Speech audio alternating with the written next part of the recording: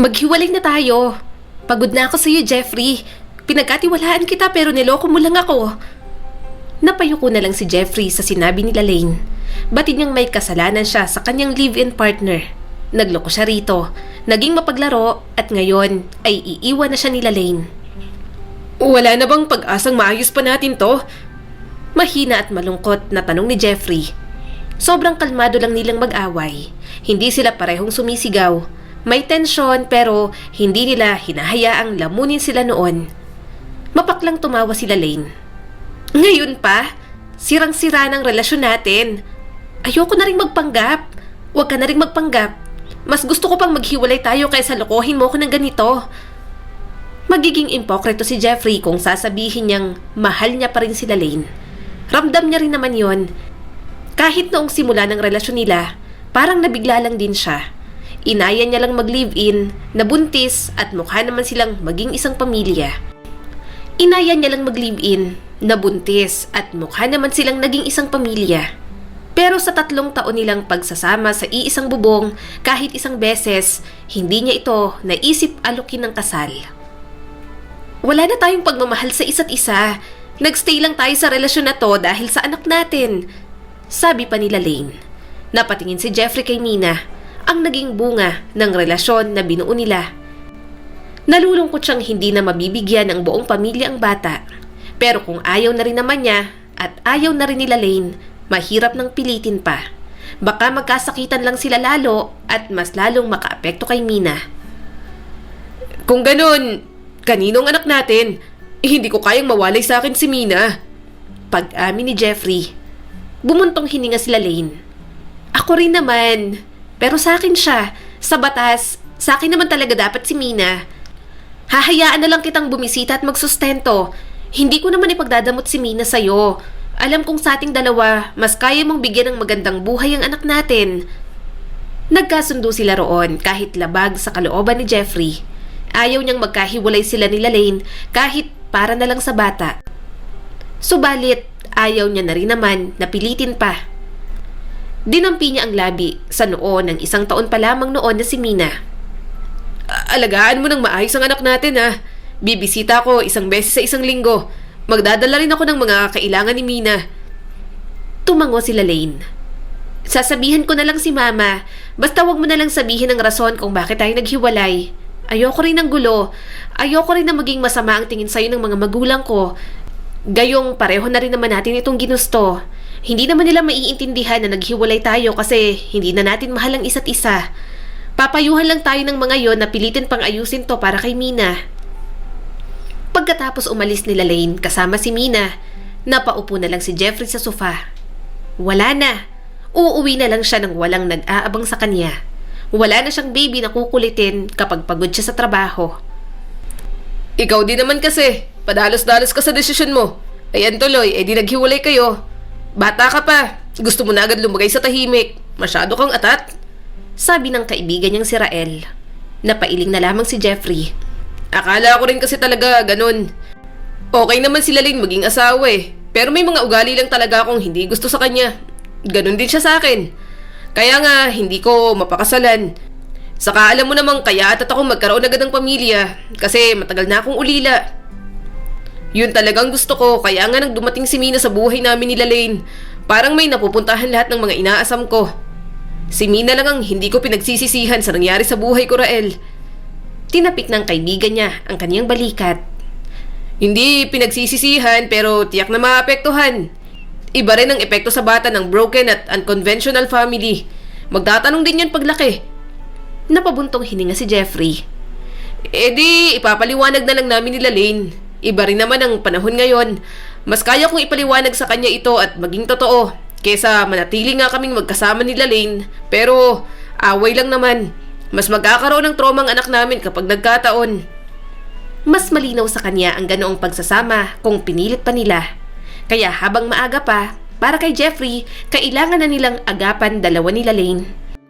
Ayaw niya namang sa pagtagal, si Mina ang magdusa sa mga padalos-dalos na desisyon na kanilang ginawa. Jeffrey, halika na? Tanong ni Maya sa kanya. Nagpaalam naman siya kay Rael bago tumayo. Sige pare, mauna na ako. May date pa kami ni Maya. Huwag ka masyadong mag-overtime. Mamaya pinaglalamayan ka na. Natawa naman si Rael. Sira ulo ka talaga, Jeffrey. Lumapit siya kay Maya at hinawakan ito sa kamay. Ilang buwan niya palang na girlfriend ito, katrabaho niya ang dalaga at architect sa kumpanya. Engineer naman siya sa construction firm na yon, kaya palagi silang magkasama. Okay naman itong kasama para sa kanya pero hindi niya pa rin ginagawang labis na priority.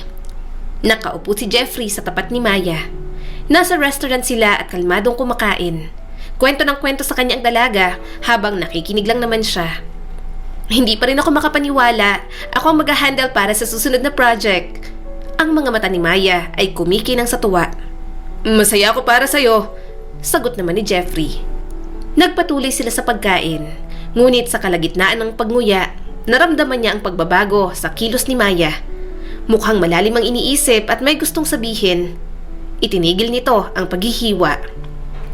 Jeffrey, may gusto sana akong sabihin sa'yo. Nag-aalinlangan itong sabi. Tumango naman siya. Sige, ano ba yun? Iniisip ko ang tungkol sa atin, sabi ni Maya at tila naninimbang ang tono. Mahal talaga kita at sure na ako sa'yo. Kahit na may anak ka sa nauna mong girlfriend, kaya kong tanggapin si Mina at ituring kong anak. Ano sa palagay mo kung subukan natin ang live-in setup? Natigilan siya. Hindi niya inaasahan yon mula kay Maya. Hindi pa siya handa roon. Umiling si Jeffrey. Hindi pa ako handa. Alam mo naman ang huling nangyari sa amin ng girlfriend ko, di ba? Hindi naging magandang resulta. Baka magkasawaan lang tayo. Magkakaroon tayo ng maraming expectation sa isa't isa kapag tumira tayo sa iisang bubong. Okay din naman tayo sa ganitong setup. Saka, ilang buwan pa lang tayo, Maya. Marahan itong tumango at kumunot ang noo. Naiintindihan ko naman, pero naisip ko na baka mas maging matibay ang relasyon natin. Mas makilala natin ang isa't isa kapag sa isang bahay tayo tumira. Madali mong naalok kay Lalaine pero sa akin, bakit hindi? Tinignan ni Jeffrey si Maya. Nagkamali na siya sa unang beses. Natuto na rin siya. Hindi siya ewan para ulitin pa ang parehong pagkakamali. Umiling si Jeffrey. Ayokong magmadali sa anumang bagay at ipagsapalaran kung anong meron tayo. E-enjoy na lang muna natin ang relasyon natin. Pwede naman nating makilala ang isa't isa na hindi tayo nakatira sa iisang bubong. Mahal din kita, Maya. Kailangan ko lang ng mas maraming oras para malaman ang mga bagay-bagay bago tayo gumawa ng ganong klase ng hakbang sa relasyon nating dalawa. Bumuntong hininga si Maya. May bakas ng pagkadismaya sa boses. Gusto ko lang maging tapat sa'yo. Akala ko naman papayag ka. Hindi na lang sumagot si Jeffrey. Alam niyang disappointed si Maya, pero gusto niyang makasigurado sa pagkakataong yon. Ayaw niya nang maging padalos-dalos sa kanyang mga desisyon. Nandito ng Papa! Maligayang sabi ni Jeffrey pagkapasok niya sa bahay ni Lalaine. Napalundag ng bahagya si Jeffrey nang makita niya si Mina na pa-bounce-bounce sa paglalakad papalapit sa kanya. Mahina siyang tumawa at sinalubong ang kanyang anak. Kumusta ang aking baby girl? Namiss mo si Papa? Malambing niyang tanong kay Mina at binuhat ito. Maraming pasalubong ang Papa sa Mina ko. Ano tong mga dala mo? Tanong ni Lalaine sa kanya. Mga laruan at pagkain niya ni Mina. Iwan mo muna ang laruan dito sa amin. Yung pagkain, ilagay mo na lang sa kusina ninyo.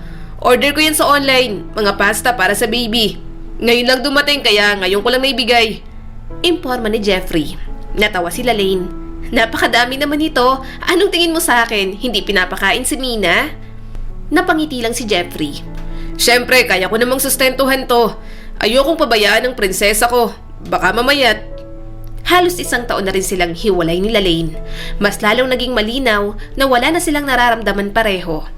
Civil na lang talaga sila sa isa't isa para kay Mina. Makalipas ang ilang saglit, tumikhim si Lalaine. Actually, may gusto akong sabihin sa'yo. Napatingin siya rito. Sure, ano bang gusto mong sabihin? Nakakuha ako ng pagkakataon sa ibang bansa. Alam mo rin namang nandun ang bago kong boyfriend. Gusto ko rin namang isama si Mina kaso hindi ko maaasikaso ang requirements niya. At hindi ko pa na-open sa boyfriend ko ang tungkol kay Mina. Ang alam niya, ako lang ang pupunta ron at iiwan ko si Mina kina mama at papa. Napatingin naman siya kay Mina. Iwan mo na lang siya sa akin. Pabor na pabor sa akin, Lalaine. Aalagaan ko talaga siya. At hindi rin naman ako papayag na dalhin mo siya sa ibang bansa. Mahihirapan akong makita at makasama siya. Gusto ko naman kahit hiwalay na tayo, lumaking malapit pa rin sa akin si Mina. Tiningnan siyang mabuti ni Lalaine. Kaya nga, naisip ko na mas magandang iwan na lang sa'yo si Mina kaysa kina mama at papa. May hina na rin kasi ang mga magulang ko, hindi na nila kayang mag-alaga ng bata. Pero huwag kang mag-alala, magpapadala rin naman ako ng sustento para kay Mina. Ibinigay ni Jeffrey ang laruan kay Mina. Okay lang din naman kahit hindi. Kaya ko naman. Tumango si Lalaine. Alam kong kaya mo pero pipilitin ko pa rin. Malaking pabor pero may tiwala ako sa'yo. Ikaw na sanang bahala kay Mina. Alagaan mo siya ng mabuti. Ngumiti si Lalaine, ngunit nakita ni Jeffrey ang lungkot sa mga mata nito. Alam niyang mahirap din para dito na iwan si Mina. Malaking pagbabago, pero sa lahat naman ng desisyon nila ni Lalaine, si Mina palagi ang mahalaga. Kung ganon, sa'yo na talaga naiwan ang anak mo? Tanong ni Rael sa kanya. Tumango naman si Jeffrey. Oo, busy ako sa trabaho. Kaya kinuha ko na yaya niya si Manang Flor. May tiwala naman ako sa kanya. Napangiti naman ang kaibigan niya. Mahal mo talaga ang anak mo, no? Mahina siyang tumawa. Mahal na mahal. Tatay ako nun eh. Ibibigay ko lahat ng makabubuti para sa anak ko. Minsan, naisip ni Jeffrey bigyan ng isang buong pamilya si Mina. Total, bumubuo na rin naman ng panibagong buhay si Lalaine sa ibang bansa. Naisip niyang ayain si Maya na magpakasal para may asawa na siya at may mag-aalaga sa anak niya. Pero hindi niya talaga mapilit ang sarili. Marami siyang takot at kapag marami siyang takot, mas hindi nagiging maganda ang mga resulta. Naguguluhan pa rin si Jeffrey. Hindi niya alam kung ano ang tamang desisyon. Pero kung sarili niya lang naman ang iisipin, okay sa kanya na walang love life at okay din naman sa kanya na meron. Nasa kanya naman ang anak niya. Hindi siya mag-iisa sa buhay. At mukhang ang pagkakaroon ng asawa, hindi niya na muna talaga siguro ikukonsidera. Maya! Sigaw ni Jeffrey, nanginginig ang boses sa galit. Anong kalokohan ang ginagawa mo sa anak ko? Mabilis niyang kinuha si Mina na iyak ng iyak. Namumulan ang balat nito dahil sa kapapalo ni Maya. Hindi siya makapaniwala na yon ang kanyang maaabutan. Papa! Hagulgol ng kanyang anak. Tinanggal niya ang kumapit na mga hibla ng buhok sa basa nitong mukha. Tahan na! Nandito na si Papa. Wait lang ha. Kakausapin ko lang ang tita Maya mo. Kay Manang Flor ka muna. Tiningnan niya naman si Manang Flor. Mabilis nitong kinuha sa kanya si Mina. Nang maipasok sa kwarto, galit siyang lumingon kay Maya. Anong ginawa mo? Bakit mo ginawa yon? Pinalo mo ng malakas tapos hinampas mo pa ng bag. Bakit ginawa mo yun sa anak ko? Mariin niyang tanong sa dalaga. Nangatwira naman agad si Maya. Tinuturuan ko lang siya ng leksyon, Jeffrey. Nilagyan niya ng kulay ang bag ko. Ginawang coloring book. Kailangan niya maunawaan na may consequences para sa mga ginagawa niya. Lumalaking sutil yung anak mo. Consequences? Kuyom ang kanyang mga kamao. Ganyan mo siya dinidisiplina? Sa paghampas sa kanya? Bata pa yun. Bakit kailangan mong maging marahas kay Mina? Sinira niyang bag ko. Tumaas ang boses ni Maya. May ideya ka ba kung magkanong halaga niyan? Sa paborito ko pa talagang bag. Hindi ko hahayaang isipin niya na makakatakas siya sa ganitong uri ng pag-uugali. Tiningnan ni Jeffrey ang bag. Sa sobrang inis niya, parang gusto niya nang itapon. Wala siyang pakialam kahit luxury bag pa yon. Yun ang mahirap kay Maya. Mas malaki pa ang pagpapahalaga nito sa mga mamahaling gamit kaysa ang magpakatao. Pwede namang pagsabihan. Bakit kailangan mo pang pagbuhatan si Mina ng kamay? Naiinis niya pang tanong. Hindi makapaniwala si Maya. Kinampihan mo siya kahit siya yung mali? Girlfriend mo ka, Jeffrey. Sa tingin mo okay lang to? Kailangan niyang matuto. Sinamaan niya ito ng tingin. Paano matututo ang anak ko kung pinapalo mo? Bata pa lang siya, Maya. 3 years old pa lang at natural sa bata ang maging pasaway at pilya. Dapat mas maintindihan mo yon dahil mas matanda ka. Kailangan niya ng disiplina. Masyadong spoiled si Mina sa'yo. Naiinis na sabi ni Maya. Mas lalo lamang umusbong ang galit sa kanyang dibdib. Huwag mong pakialaman ang pagpapalaki ko sa anak ko. Hindi mo alam lahat. Nagagalit ako kasi sinasaktan mo siya. Tinatakot mo siya at para saan? Sa isang bag lang? Oo, naiintindihan kong mahal yan. Babayaran ko. Pero ang saktan mo ang anak ko para lang sa lintek na bag na yan, hindi ako makakapayag. Tiningnan niyang mabuti si Maya. Tama pala ang desisyon niya. Mabuti na lamang at hindi siya pumayag sa live-in setup na gusto nito. Wala pa talaga itong amor sa kanyang anak. Kung sila ang magiging mag-asawa, magiging kawawa lamang ang kanyang anak na si Mina. Tinuro niyang pintuan. Umalis ka na rito. Mag-break na tayong dalawa. Ano? Napakurap si Maya at hindi makapaniwala. Seryoso ka ba? Nakikipaghiwalay ka sa akin dahil dito? Oo, kasi mas iisipin ko ang kapakanan ng anak ko. Napailing si Jeffrey. Hindi ko kayang makasama sa buhay ang isang babaeng kayang manakit ng bata. Pero mahal kita.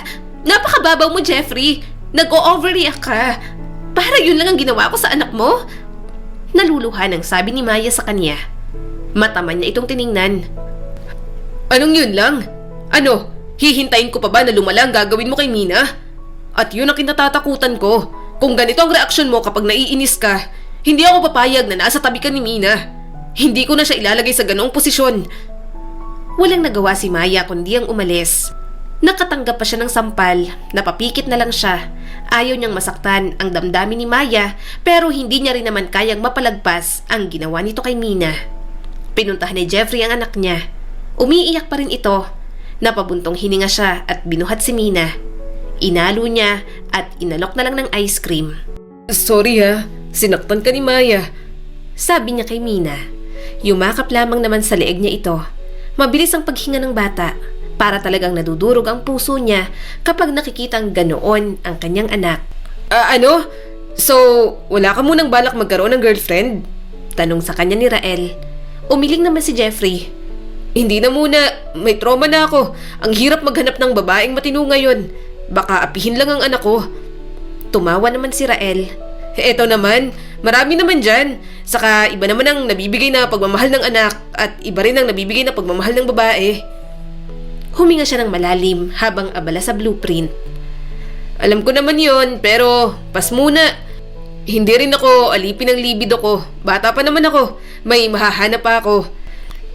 Saka, kaya ko naman na walang mahal na babae sa matagal na panahon. Pero ang anak ko, nag-iisa lang. Hindi ko kayang mawala si Mina sa buhay ko. Pabiro siyang siniko ni Rael. Mahala sa love life pero sobrang dedicated na tatay. Hindi ko kaya yan pare. Para kang ulirang ama na ewan. Humalakak naman si Jeffrey. Hindi ka makaka-relate kasi wala ka pang anak. Pero kapag naging tatay ka na, parang gusto mo na lang talagang ibigay lahat sa anak mo. Yun ang nararamdaman ni Jeffrey. Simula nang dumating sa buhay niya si Mina, gusto niyang mas mag-grow bilang tao. Lahat ng kanyang ginagawa, may bahid ng kanyang anak. Kaya nga kapakanan palagi nito ang nangunguna. Pumunta ka sa susunod na linggo birthday party ng anak ko. Ayusin mong regalo mo. Tatamaan ka sa akin kapag nabili mo lang sa kung saan-saan. Pabirong banta niya dito. Tumawa naman si Rael. Napaka-choosy at ungrateful mo. Tumaas ang isang kilay niya. Siyempre, prinsesa ko yon kaya dapat magaganda lahat ang natatanggap. Ninong ka niya, huwag mong ipakita sa anak ko kung gaano ka kakuripot. Isang beses ka na nga lang magregalo sa isang taon. Napakamot na lamang si Rael sa ulo nito. Mahina na lang siyang tumawa. Hindi naman maarte ang kanyang anak. Kahit ano tinatanggap nito. Gusto niya lang talagang biruin ang kaibigan niya. Ayos lang na walang regalo, basta pumunta lang ito sa birthday party ni Mina, okay na sa kanya. Hi Lalaine, gusto kong itanong kung makakapunta ka sa birthday ni Mina sa susunod na linggo. Gusto niya kasing nandun ka. Inuungot niya sa akin. Imporma ni Jeffrey habang katawagan si Lalaine.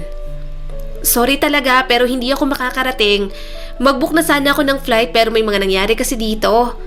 Malungkot na sagot ni Lalaine. Magpapadala na lang ako ng regalo. Sana magustuhan ni Mina. Sabihin mo na rin na mahal ko siya kahit nandito ako at malayo sa kanya. Nabalot si Jeffrey ng pagkadismaya pero tumango na lang siya. Wala na naman siyang magagawa sa bagay na yon. May bagong buhay na si Lalaine at mas pinili nito kesa sa anak nila. Hindi naman big deal para kay Jeffrey. Pabor pa nga dahil nasa poder niya si Mina. Jeffrey, ikakasal na ako. Biglang sabi sa kanya ni Lalaine. Napangiti siya. Talaga? Magandang balita yan. Masaya ako para sa'yo. Iimbitahan mo ba ako sa kasal mo? Umiling naman si Lalaine. Hindi. Nagagalit nga yun kapag nalalamang nag-uusap pa tayo ng ganito. Hindi niya gusto may communication pa ako sa ex-boyfriend ko. Masyado siyang seloso, Jeffrey. Kahit nag-uusap lang tayo para kay Mina, ayaw niya pa rin. Ayokong sundin kaso palagi kaming nag-aaway. Ayoko rin naman ng stress, lalo na at buntis pa ako. Huminga ng malalim si Jeffrey. Naiintindihan niya ang mapapangasawa ni Lane. Kung palit sila ng katayuan, parang ayaw niya rin namang nakikipag-usap pa sa ex-boyfriend ang kanyang girlfriend. Tinanaw ni Jeffrey si Mina na nanonood ng TV. Naiintindihan ko, Lane. Kailangan mong gawin ang pinakamabuti para sa'yo at sa bago mong pamilya. Gusto ko lang malaman mo na hindi mo kailangang mag-alala kay Mina. Aalagaan ko naman ang anak natin. Sorry talaga, Jeffrey. Sorry din kay Mina. Siguradong magagalit sa akin ang anak ko. Siyempre, wala ako sa tabi niya. Sabi ni Lane at baka sa boses ang kalungkutan. Napailing naman si Jeffrey. Hindi mo kailangang mag-alala. Alam kong mahal mo si Mina. Palalakihin ko siyang hindi nagtatanim ng sama ng loob sa'yo. Alam kong mas mahihirapan si Mina rito pero matalinong batang anak natin. May intindihan niya rin ang sitwasyon. Suminghap si Lane. Nadudurog ang puso ko para sa kanya. Pero lagi pa rin naman ako magpapadala ng pera. Ipapadaan ko na lang sa mga kamag-anak ko dyan sa Pilipinas. Hahanap din ako ng tiyempo para makatabag sa'yo at makamusta ko si Mina. Saka pipilitin ko pa rin ang boyfriend ko. Mabait naman kasi si James. Nadadala lang ng selos kahit ilang beses kong sabihing civil na nga lang tayo sa isa't isa. Napabuntong hininga si Jeffrey. I-update mo na lang ako, okay? Basta kung ano man ang desisyon mo, nandito lang ako para sa anak natin. Nang matapos ang tawag, hindi niya naiwasang malungkot para kay Mina. Gayunpaman, kung yun ang landas na pinili nila Lane, wala na rin naman siyang magagawa. Ang alagaan ng anak nila ang pinakamainam na dapat niyang gawin. Sa mga lumipas na taon, si Jeffrey ang naging gabay at sandalan ni Mina. Mas lalo silang naging close, talagang masasabi niyang daddy's girl ang kanyang anak. Kahit busy siya sa trabaho, hindi pa rin siya nagkukulang na iparamdam kay Mina na mahal niya ito. Naging head engineer na rin si Jeffrey sa construction firm kung saan siya nagtatrabaho. Mas naging maayos ang buhay nilang mag-ama. Mas naibigay niya rin ang pangangailangan ni Mina. Engineer, magandang hapon po! Nakangiting sabi sa kanya ng guard ng school. Napangiti naman siya.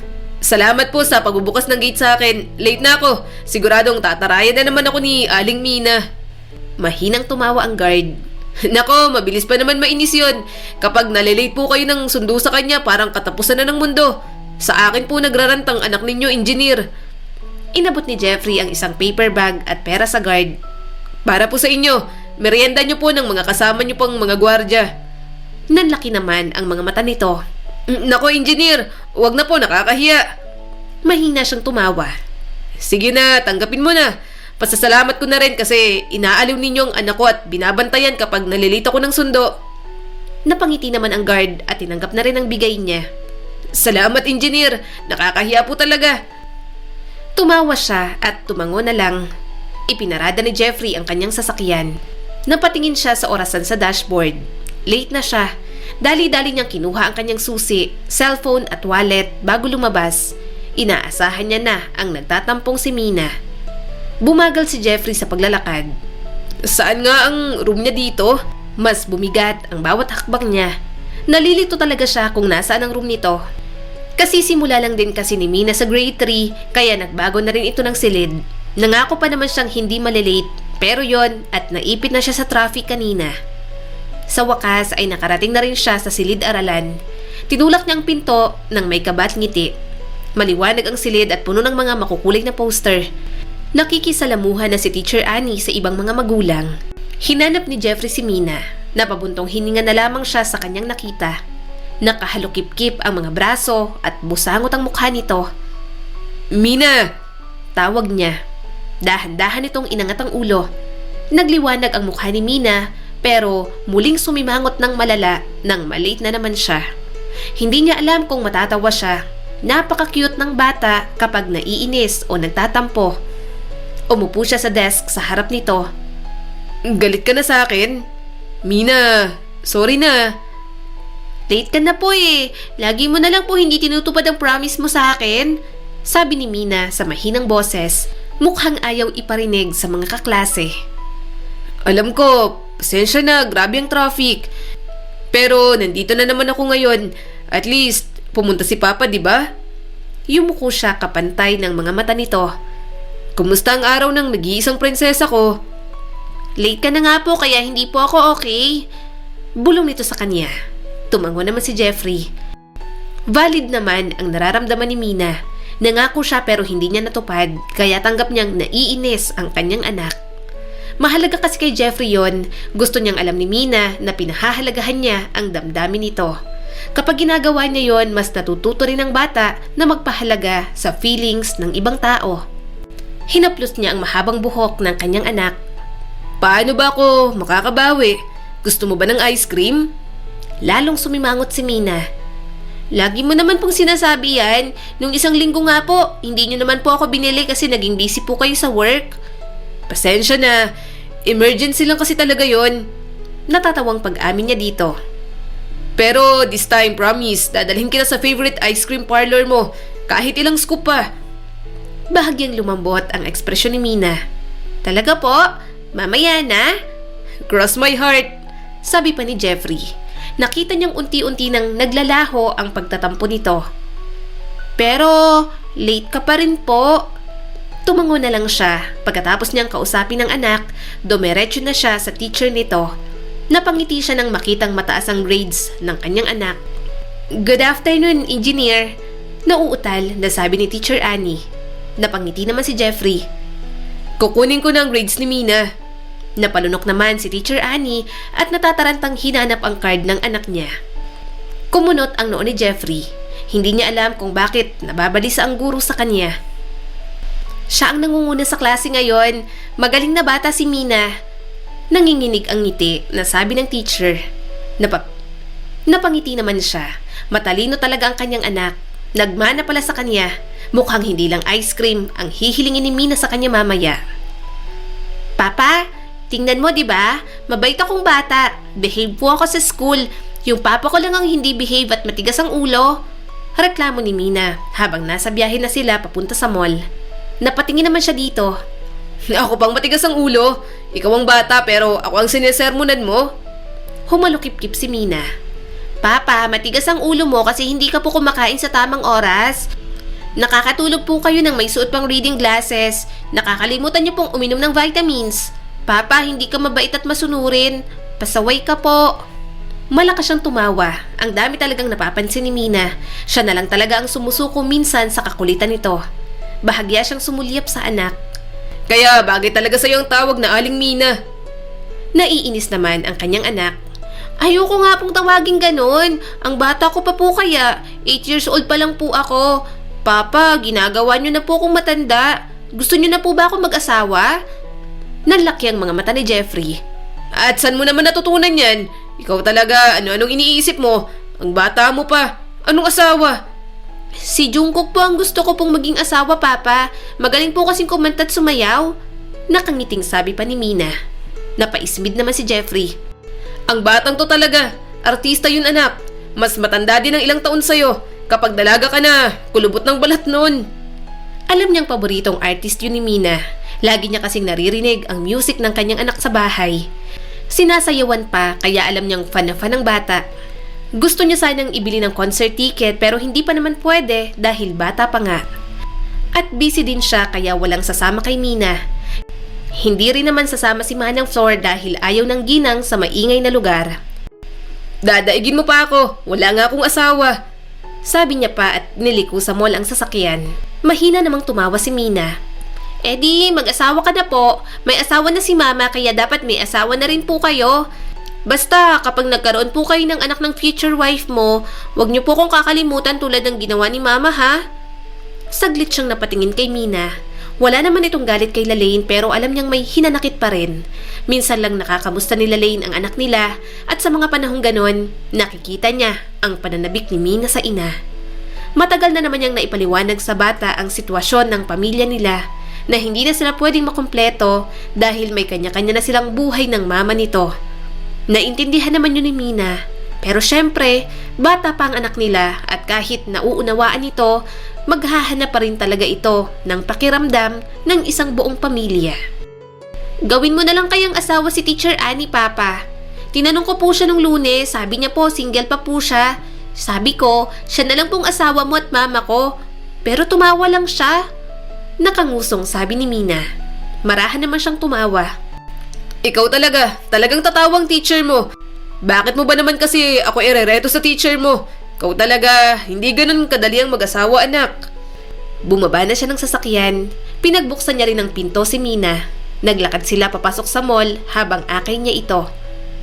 Papa, madali lang po mag-asawa. Basta maging love mo lang si Teacher Annie. Pwede na po yun. Giit pa ni Mina sa kanya. Napailing naman si Jeffrey.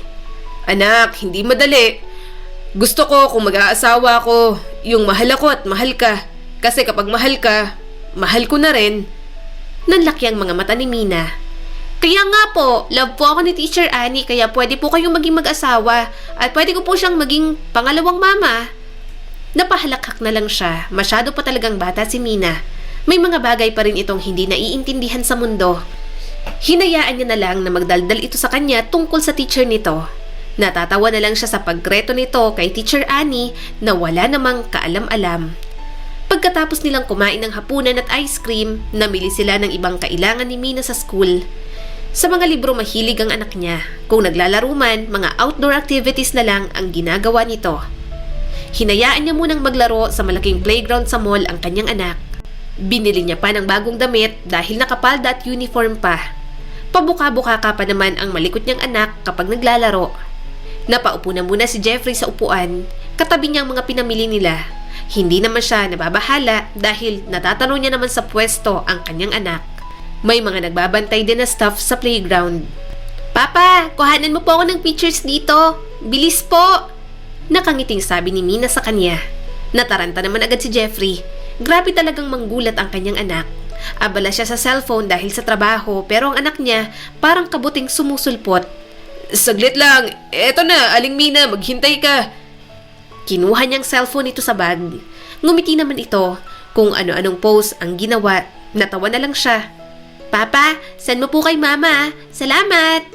Bilin pa ni Mina bago bumalik sa pag-akyat sa slide. Natatawang ginawa niya na lang ang bilin ng anak. Kahit hindi madalas mag-reply si Lalaine, hindi talaga makakalimot mag-update ang bata. Gusto ni Mina, may alam ang mama nito sa mga nangyayari sa kanya. Pagkatapos maglaro, pagod na pagod si Mina. Nakatulog na nga ito sa biyahe. Binuhat niya na lang nang makauwi na sila. Manang Flor, pakipunasan at pakibihisan na lang po ng damit si Mina. Ang pagod na po kasi, hindi na kinayang antok. Saad ni Jeffrey sa yaya nito. Tumango naman si Aling Flor. Sige po sir. Inabala na lang muna ni Jeffrey ang sarili sa trabaho. Maya-maya ay tumawag na ang isa niyang katrabaho. At hindi niya alam na yun na pala ang magiging simula ng sunod-sunod niyang problema. Nahimigan ni Jeffrey ang taranta sa boses ng katrabaho niya na engineer din. Engineer, bad news. Gumuho ang condominium building na project natin last year. Maraming casualties ang nasaktan at nasawi. Iimbestigahan daw tayo, pati ang architectural team para malaman sino ang accountable sa nangyari. Dahil sa nangyari, nagkaroon ng problema si Jeffrey sa trabaho. Nagkamali ang engineer na nasa team niya pero dahil siya ang head engineer at nag-approve, siya ang mas tatanggap ng consequences. Sobrang problemado ni Jeffrey. Kinasuhan siya pero naagapan dahil nakapagbayad siya ng mga danyos. Gayunpaman, natanggalan pa rin siya ng lisensya. Ang minamahal niyang trabaho, tuluyan nang nawala sa kanya. Alam ko namang nagkamali ako, na naging pabaya ako. Pero hindi ko lang kasi matanggap, Rael. Natanggalan na ako ng lisensya para nila akong pinutulan ng pakpak. Hindi niya na napigilan ng mga luha. Tinapik ni Rael ang kanyang balikat. Malalagpasan mo rin yan. Laban lang. Saka may investment ka pa naman. Mag-work yun. Huwag ka mag-alala. Uminom ng alak si Jeffrey. Sana nga. Sana maging okay din ang lahat. Hindi na ako engineer. Ang matagal kong pinaghirapang posisyon na wala na lang sa akin sa isang iglap. Pagkatapos ng inuman nila ni Rael, umuwi na lang siya ng lasing. Ayaw siyang pauwi ni Rael pero nagpumilit siya. Pagod na siya at masyadong stress. Kung kailangan niya ng pahinga, sa bahay niya lang magagawa yon. Papa! Malakas na tawag sa kanya ni Mina nang muntik na siyang mawala ng balanse. Hinawakan ni Mina ang braso niya. Para bang may maitutulong yon. Mahina siyang tumawa at pilit na tumayo. Papa, bakit ganyan ka lang po? Ang baho mo, kadiri. Saad ng anak niya. Mahina siyang tumawa. Pagagalitan mo ako, Aling Mina. Sorry, naparami lang ang inom ni Papa. Nasaan si Manang Flor? Ikaw talaga, tinakasan mo na naman ano. Dapat natutulog ka na. Tinignan siya ni Mina nang makaupo na siya sa sofa. Hinihintay po kita, Papa. Ilang araw na po kita hindi masyadong nakikita. Hindi niyo na rin po ako sinusundo. Namiss na po kita. Sa sobrang daming problema, nakuha niya pa rin ang umiti. Iba ang sayang nadudulot sa kanya ni Mina. Tila sa gitna ng lahat ng problema, ito lang ang tanging binigay na pag-asa ng Diyos sa kanya. Saan ka pupunta? Tanong ni Jeffrey nang tumakbo papunta sa kusina si Mina. Maya-maya ay may dala na itong tubig. Papa, inom ka po. Umayo siya ng upo at uminom ng tubig. Salamat. Pagod na ako. Hindi ko na kayang umakyat. Dito na ako matutulog, anak. Sige na, akyat ka na sa kwarto mo. Umakyat naman si Mina papunta sa itaas. Akala niya, tutulog na ito pero bumalik na naman. May dala na itong unan at kumot. Ang tigas ng ulo, Aling Mina. Sabi na ngang matulog ka na. May pasok ka pa bukas. Namumungay ang mga mata na sabi ni Jeffrey. Pilit nitong nilagay ang unan sa ulo at nilagay ang kumot sa katawan niya. Papa, sasakit ang likod mo at baka lamigin ka tapos bukas pa magrereklamo po kayo. Mahinang tumawa si Jeffrey. Ang swerte ko naman sa anak ko. Inaalagaan ako. Tinanggal din ito ang mga sapatos at medyas niya. Siyempre po, inaalagaan niyo po ako ng mabuti kaya dapat inaalagaan ko rin po kayo. Pangako ko po, kapag matanda na po kayo, aalagaan ko po kayo. Napapikit si Jeffrey. Hindi niya yon kailanman hiniling sa kanyang anak. Pero kusang ginusto ni Mina ang alagaan siya. Ang pahalagahan lahat ng kanyang ginagawa para dito. Hindi naman ito obligasyon yon, pero dahil na lang siguro sa pinakita niyang pag-aalaga, kaya binabalik lamang ng bata. Subalit, papaano niya nagagawin yon? Unti-unti na siyang nilalamon ng mga problema. Pakiramdam ni Jeffrey, hindi niya na alam kung papaano maibibigay lahat ng magagandang bagay para kay Mina.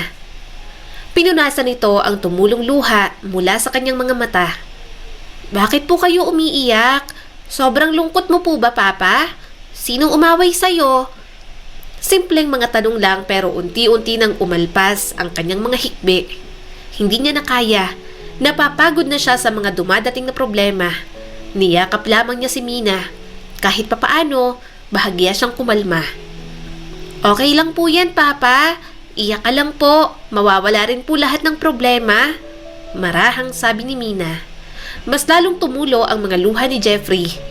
Sorry, anak. Mahina ako. Hindi ko na alam ang gagawin ko. Hindi niya na alam kung papaano siya nakatulog.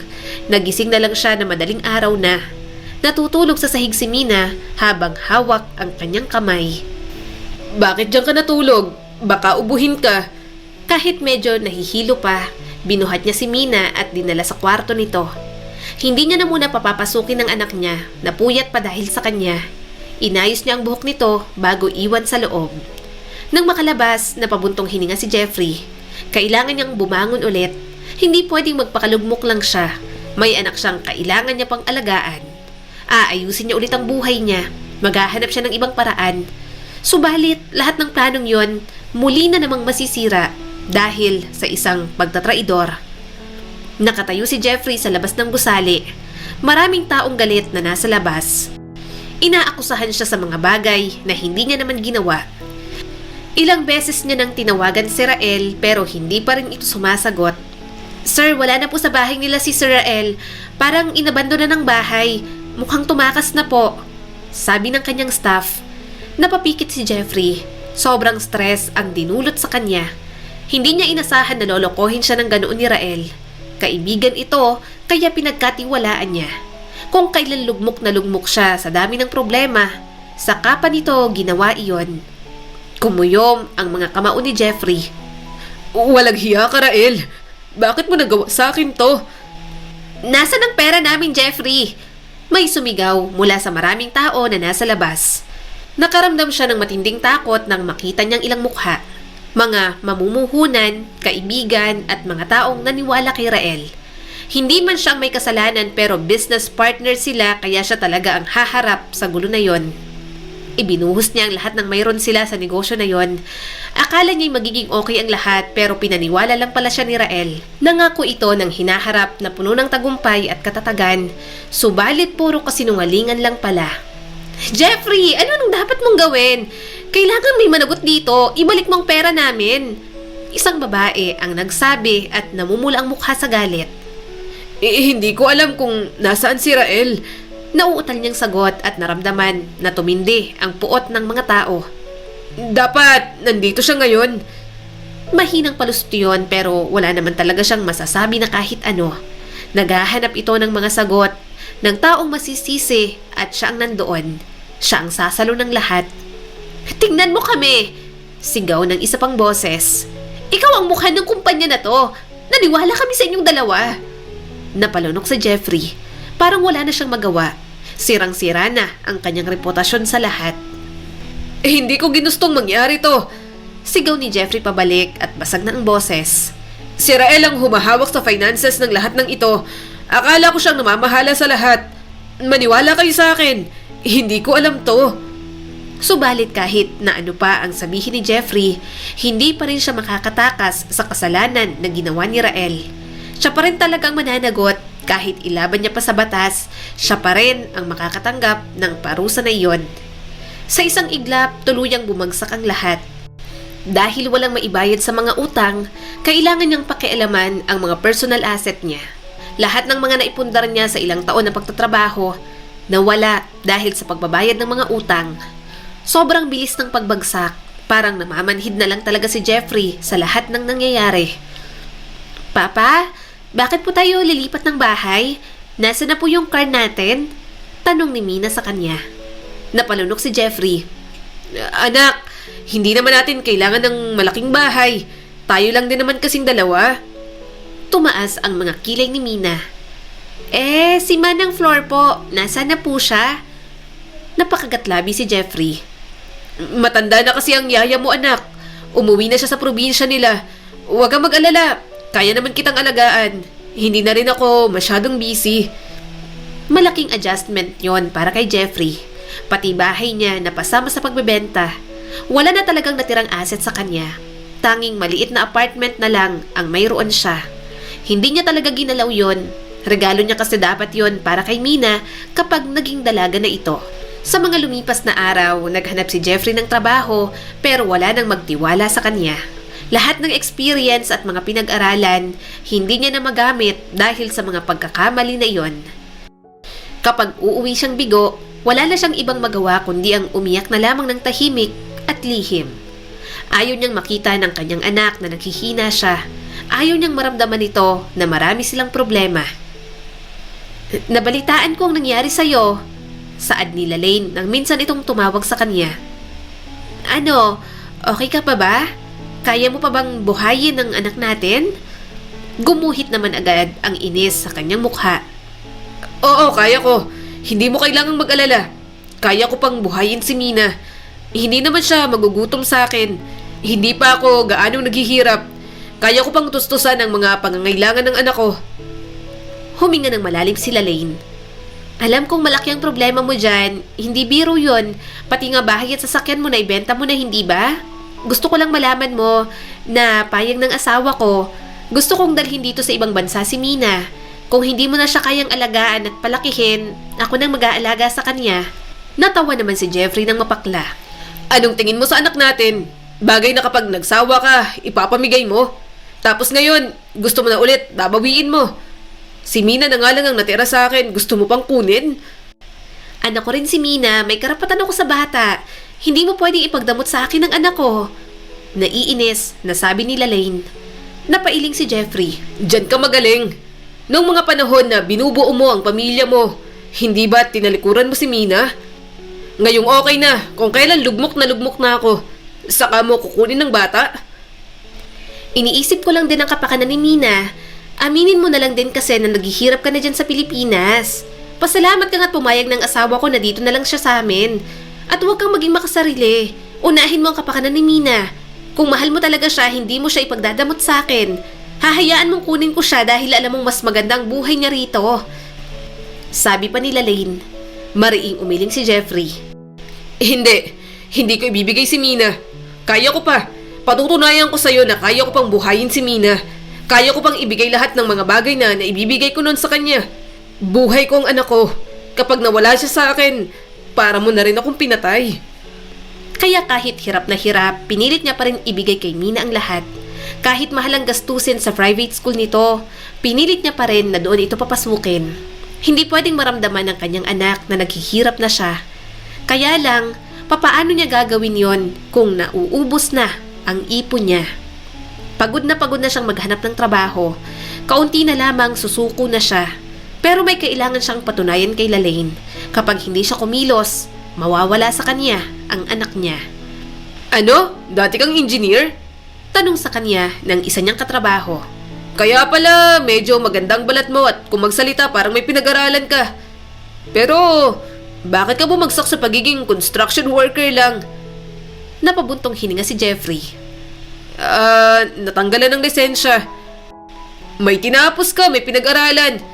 Bakit hindi ka maghanap ng ibang trabaho? Tanong pa nito. Nilunok niya ang iniinom na soft drinks. Nasangkot ako sa scam. Naloko ako. Ako ang nagbayad ng lahat ng utang na dapat sa kasosyo ko sa negosyo.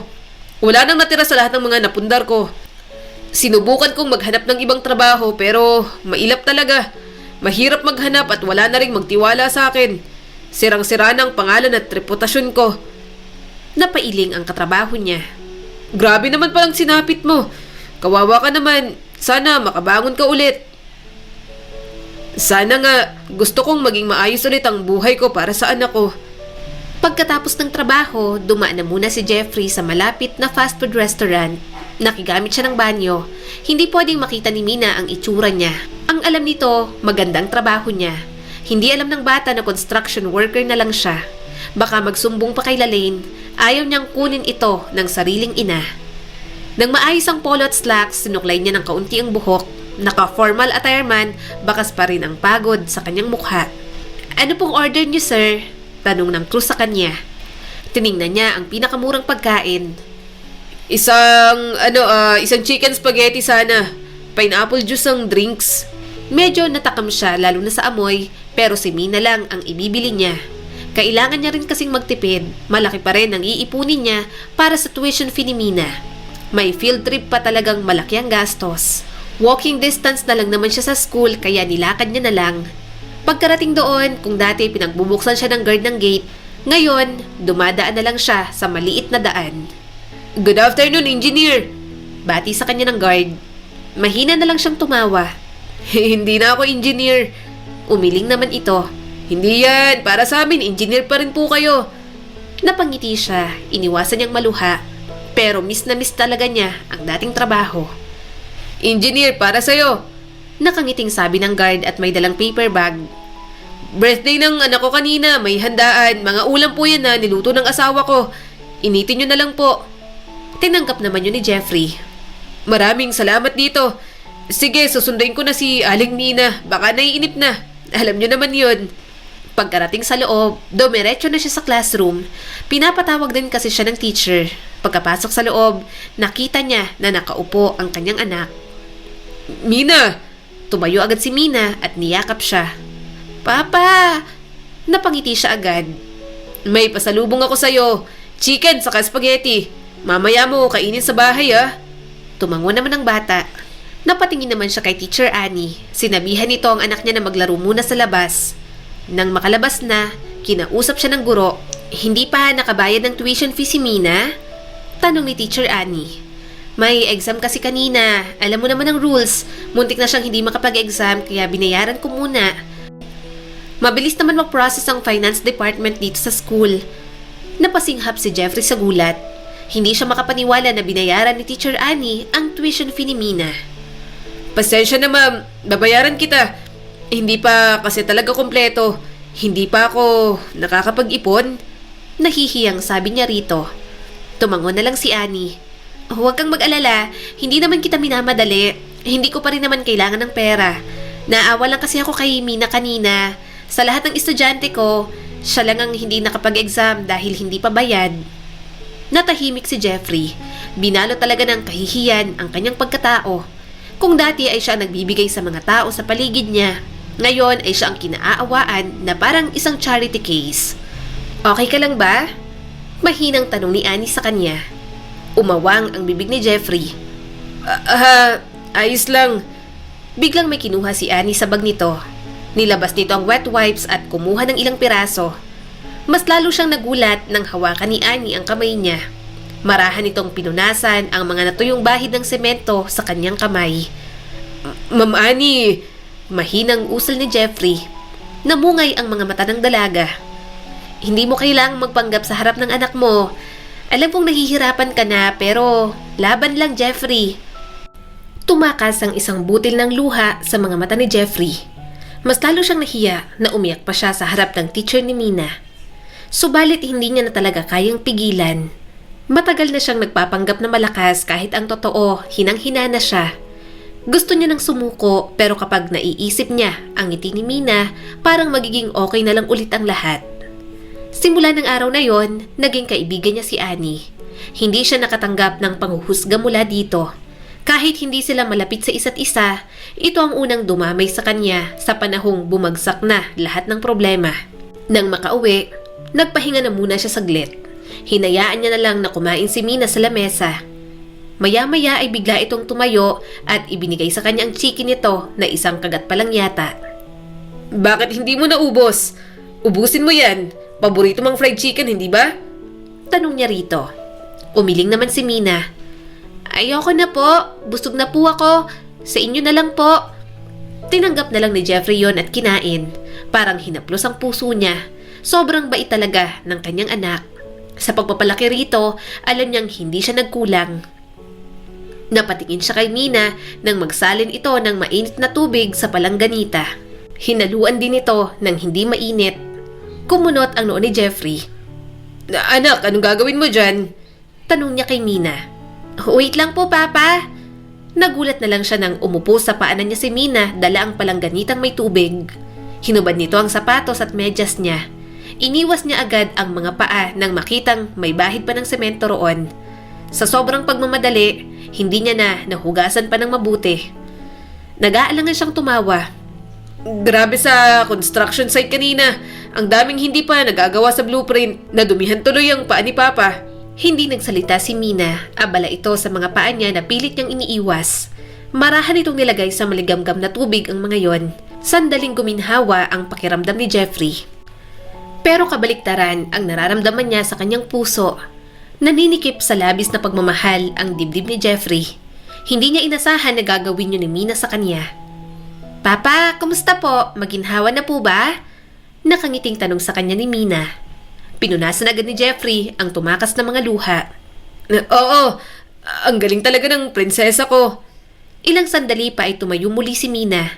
May ibinigay itong sulat sa kanya. Nagtataka niya namang binuksan iyon. Happy Father's Day po, Papa. Bati sa kanya ni Mina.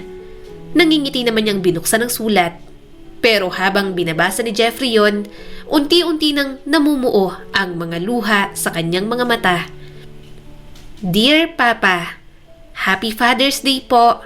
Ikaw po ang pinaka-best na papa sa lahat. Binibigay niyo po sa akin lahat ng gusto ko. Kahit matigas po ang ulo mo minsan, love na love po kita. Kahit tinatawag mo kong Aling Mina, okay lang po. Dati po tinuruan niyo po ako na huwag maging sinungaling. Kaso, sinungaling ka po, Papa. Alam ko pong naghihirap na po tayo. Alam ko pong wala na tayong house at car. Hindi ko na po engineer. Hindi na po natin kayang maghanda ng maraming food. Kapag may pasalubong ka pong masarap na pagkain, para sa akin lang, wala na po ang para sa'yo. Lagi ka pong pagod. Nakanganga ka po kapag natutulog. Amoy semento ka na po, Papa. Hindi ka na po amoy aircon. Alam ko pong nagbubuhat na po kayo ng mga semento at hindi na gumagawa ng blueprint. Bakit po kayo nagsisinungaling? Bakit hindi po kayo nagsasabi ng totoo? Pero kahit sinungaling ka po, Papa, mahal na mahal po kita. Salamat po sa pag-aalaga at pagmamahal. Hinding-hindi po kita ipagpapalit sa kahit na ano. Sunod-sunod na tumulo ang mga luha ni Jeffrey. Sorry. Sorry, anak. Binalot siya ni Mina ng yakap. Papa, wag na po kayo magsisinungaling ha. Bad po yun. Tumango agad siya at gumanti ng yakap sa bata. Sorry. Hindi na. Hindi na ulit. Mahal na mahal din kita, Mina. Ikaw ang buhay ko. Hindi ko kakayanin kapag nawala ka sa akin. Gustong-gusto niyang palaging kasama si Mina. Kakayanin niya lahat basta nasa piling niya ang bata. Kaso, mukhang hindi talaga hahayaan ng Diyos na mangyari yon. Anak, Mina, anong nangyayari? Kinakabahan na tanong ni Jeffrey. Putlang-putla na si Mina at matas ang lagnat. Binalot niya ito ng kumot at binuhat sa labas. Dadalhin niya na ito sa ospital. Dahil sa pagkakasakit, na-confine sa ospital si Mina. Nalaman niya nila Lane na saktong nagbabakasyon sa Pilipinas. Ito na nga bang sinasabi ko? Napaka makasarili mo. Sinabi na lang ibigay mo na sa akin si Mina pero ayaw mong makinig. Naiinis na sabi nila Lane sa kanya. Nilunok na ni Jeffrey ang kanyang pride. Tulungan mo na lang ang anak natin. May sakit siya at okay naman na. Pero wala akong pambayad sa ospital. Babayaran kong hospital bills pero kukunin ko na siya sa'yo. Maging bukas naman ang isip mo. Kapag binigay mo sa akin si Mina, mas magiging maayos ang buhay niya. Hindi ko naman siya ipagdadamot. Bibigyan ko lang ng magandang buhay. Kaya labagman sa kalooban ni Jeffrey, ginawa niya ang gusto nila Lane. May punto naman ang ina ni Mina. Mas magiging maayos lang ang kalagayan nito sa ibang bansa. Papa, bakit niyo po ako iiwan kay Mama? Akala ko po love niyo po ako. Bakit niyo po ako ipapamigay? Umiiyak na tanong ni Mina sa kanya. Mas mabibigyan ka niya ng magandang buhay, Mina. Pasensya na. Hindi na kita kayang alagaan. Sabi na lang ni Jeffrey. Umiling si Mina at mas lalong kumapit sa kanya. Papa, ayoko po. Dito na lang po ako. Gusto ko pong sumama sa inyo. Hindi na po ulit ako magkakasakit, Papa. Naghihina si Jeffrey sa iyak ni Mina pero mas pinili niyang tanggalin ang pagkakahawak nito sa kanya. Nanikip palalo ang dibdib niya nang marinig ang malakas na iyak nito. Hindi na siya lumingon, nagmamadali siyang umalis sa silid na yon. Nang makalayo siya, tuloy-tuloy na bumagsak ang mga luha ni Jeffrey. Ayaw niyang iwan si Mina. Mahal na mahal niya ang bata pero hindi siya makasarili para ipagkait ang mas magandang buhay para dito. Niyakap siya ni Annie. Magpakatatag ka. Magkikita ulit kayo. Magtiwala ka sa anak mo. Tuluyan na ngang sinama ni Lane sa ibang bansa si Mina. Alam niyang hindi ipagdadamot ng kanyang ex-girlfriend si Mina pero sa mga lumipas na taon, nawala na siya ng kontak sa mga ito. Alam niyang isa lang ang pwedeng maging rason. Baka hindi pumayag ang asawa ni Lane. Tanging sa mga post na lang sa social media siya umaasa. Kahit wala sa tabi ni Jeffrey si Mina, nagpatuloy pa rin siya sa buhay. Naging asawa niya si Annie. Ito talaga ang naging partner niya sa lahat ng bagay. Tinulungan siya nitong makabangon ulit. Nag-loan ito ng pera at tinulungan siyang magkaroon ng negosyo. Pareho nilang pinasok ang food industry. Hindi na rin sila nagkaroon ng anak. Hindi rin kasi kaya ni Annie dahil sa problema nito sa matres. Palagi mo talagang sineselebrate ang birthday ni Mina kahit wala siya dito, no? Tanong ni Annie sa kanya. Napangiti naman si Jeffrey. Siyempre, ano ko yun? Hindi ko makakalimutan. Nang baby pa nga siya.